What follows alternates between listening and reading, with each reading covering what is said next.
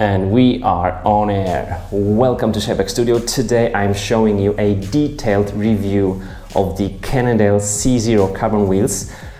Love those. These come from my FSI Carbon 2 model.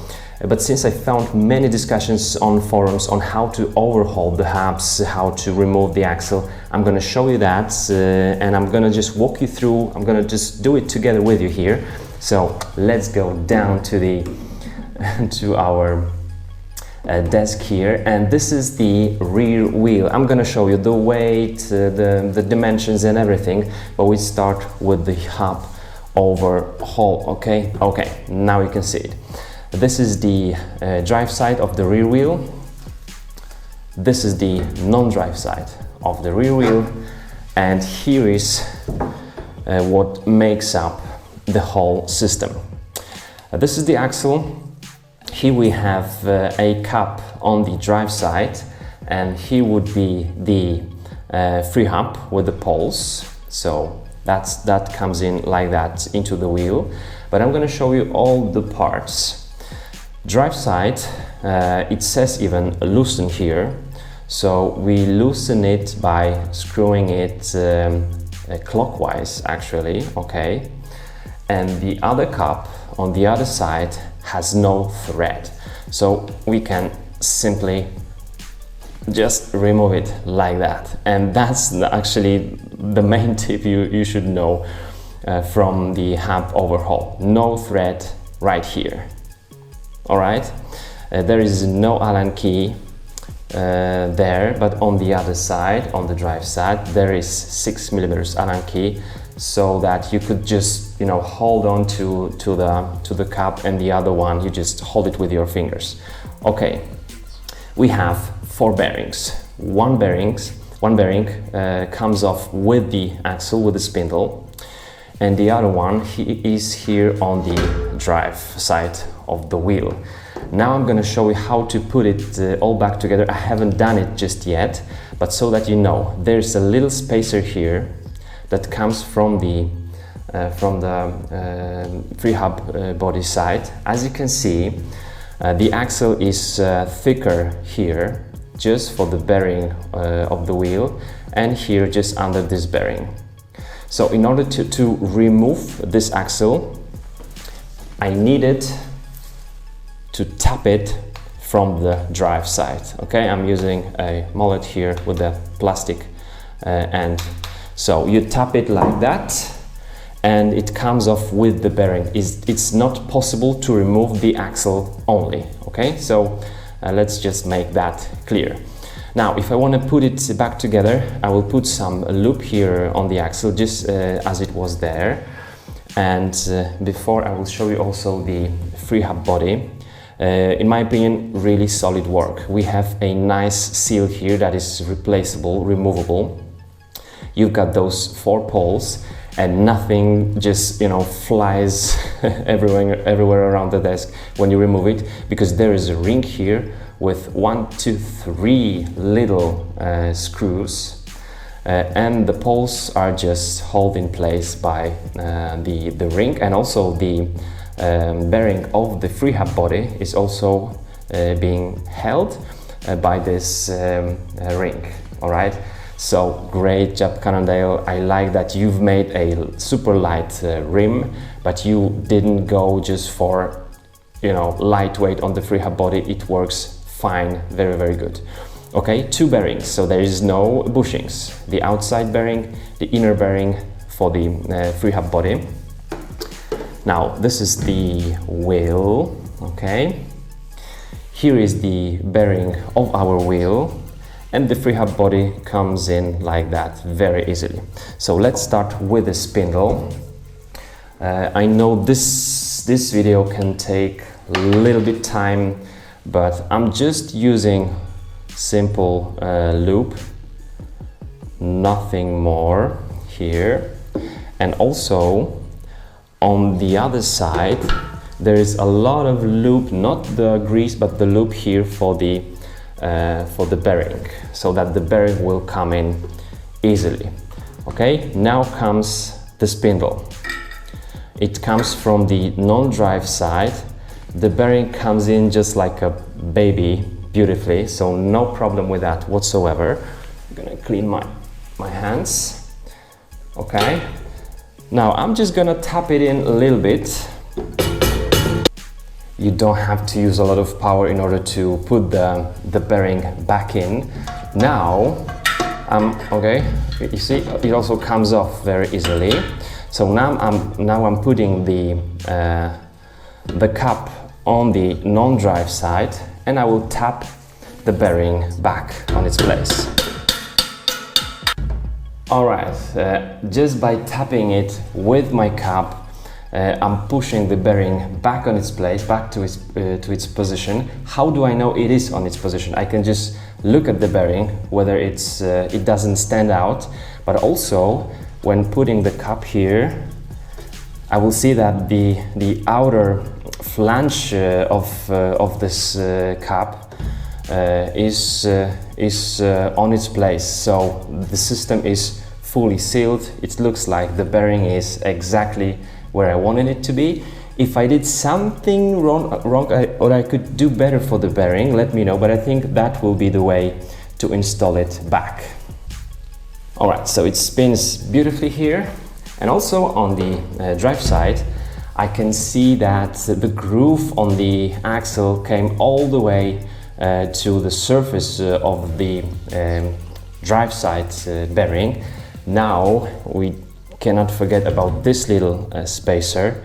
It comes first, like that, and then we put the poles. I'm not changing here anything because after maybe 200 kilometers of riding, it's super clean. Just for you to know, there is some grease, like heavy grease I would say, on this ring. There is a grease on the bearing and on that surface, but no grease on those little teeth and the poles. I would say maybe a little bit of lube. I don't have to relube here anything, so I'm not changing just anything, nothing. And now I will try to put the Freehub body back without pushing my cup on the non-drive side. Okay, easy peasy. It is as easy as you can see. Now the only thing I have to do is to put this, it's not a cup, it's not a screw. What is it? I'm always forgetting that word, but it says exactly here how do you loosen. So now I know how to just bolt it in back, and it was only done by hand. So I don't have to, I don't have to use the Allen key even here, because it only goes like that. Okay, I'm holding to the cup on this side and just screwing it in on this side, so there's no actual pressure on the bolts. And one additional piece of advice: when I was screwing in this nut, I felt that my Freehub body was squeezed inwards too much, because I saw this seal here didn't hold to its right shape. So what I had to do was to remove the cup on the non-drive side, because by tapping the cup I pushed the bearing into right position, but the axle wasn't still all the way through. So just a small tapping, you don't really use a lot of force here. And then I felt my Freehub body is now in the right position. So I can say my work is done. Now the front wheel. But before we do the front wheel overhaul, I want to show you something that will be part of our review, and that's the rim, which holds beautifully the bead of the tire. So if you want to seal up your tire for the tubeless, it's a no-brainer with this rim, which I love so much. I removed one side of the tire, and now see how it holds to the bead. You can see it seals up beautifully, really, and so I love it. And we are back with our front Cannondale CZero wheel. Additional tip here, when going for tubeless, I would say the original tape that comes with the wheels, it came with my bike, was poor quality. It was torn in different places. So I did speak to Cannondale about that, so they know about the issue. Maybe it was just my tape, but they do some investigation. This is the Stance No Tube rim tape, but it was extremely hard to tape it on the rim, and there was hundreds and hundreds of air bubbles under it. Impossible to remove it just by hand. I was doing it very, very carefully and slowly. So my tip here is put the tape as good as you can, as well as you can, and put the tire on, put the inner tube, pump it up to the maximum pressure. Here is 50 psi, as I remember correctly, if I remember correctly. And I left it for 2 or 3 weeks, and now you can see that the tape is really holding on to it very well. I didn't just leave it overnight because I have to be really meticulous here because I'm gonna be racing on this bike. So spending a lot of money on your training, a lot of time and work, and then having some issue with the not airtight wheel, that would be so bad. So just put the inner tube and leave it for quite a long time, as long as you can do. Now no air bubbles here, so really good stuff.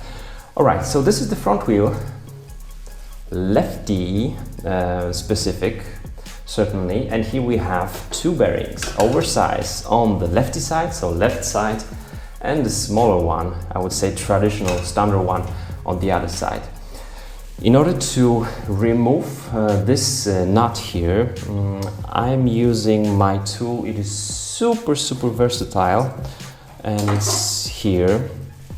This is a Park Tool SPA 6. You can use different tools that will have these pins, okay? And these are adjustable, just like that. You can also remove those and use different pins.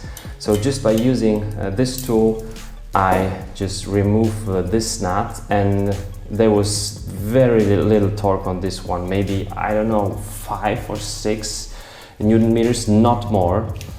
So don't put too much torque on this one. There is some Loctite on this, I think. This is a red one. And then I have access to my bolt, so I'm just removing the bolt with the spacer here, and here is the hub. So you can either clean it if you want. Some people say you don't service, you don't maintain cartridge bearings, you just replace those. Okay, if you think so. And here on the other side there is also a very easy way to remove this one.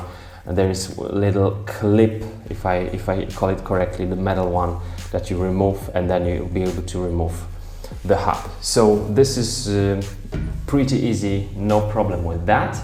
And I would say that will be it for the maintenance. Remember, the bolt comes first, and you are screwing the bolt in clockwise, so the nut goes counterclockwise. All right, you need to have that bolt center, then you go counterclockwise. Don't use just any tool for it, hammering it. Use the right tool with the pins. All right, so I got it. Not more than that, really. It looks like that. And now we will just go to the review of the wheels. The front lefty specific Cannondale CZero wheel with the tape on it weighs what, 711 grams, with the bolt and everything that you need to install it without the disc brake. So 710 grams of the front wheel, and then comes the rear wheel, which is which is 952. That gives us 1662 grams, so just over 1500 grams. Both are 28 spoke. Now some dimensions. External width is almost 29 millimeters. That's what my calipers show. And the internal one, from hook to hook, that will be 22 millimeters. The internal edge of this hook here is really well made. Some maybe additional weight here, but it holds on to the tire very, very well. That also means it's not only easier to seal it up, but also let me just look at you. But also it will be more difficult for the tire to come off when you're running a low pressure and going through some corners, really hard braking and that kind of stuff. So this is really good. Here is how the wheels look like. If you need any more information about the wheels, I'm happy to help you with that. Who makes it? Is it Cannondale that make it? Is it some other brand that make it? I don't know that. Maybe someone from Cannondale would answer that question. The rear one is of course the AI system, so asymmetric integration. That means it is symmetrical. It is symmetrical and it works so beautifully on my bike. Some people say that's the disadvantage of the AI system on the Scalpel NFSI and now also the cross-country, the cyclocross bike, because you need some special wheels for the bike. I would say, I disagree with that. I would say that's the best way to build the rear end of the bike and the wheel. I don't want any other wheel. And also lacing the wheels for your AI rear end is just no-brainer. You just lace it in such a way. And also we are preparing with some bike shop a whole episode about making a special wheel for your AI bike. All right, you've got the weight, you've got the dimensions, you saw how it looks like from the inside. Now we just wait for the season. I'm already riding the bike, but it's gonna hit some very, very rough terrain on the cross-country races and marathons, so we'll see how it works. Further questions, there, your opinion, right there. Thanks so much for visiting Scheibach Studio. See ya, guys.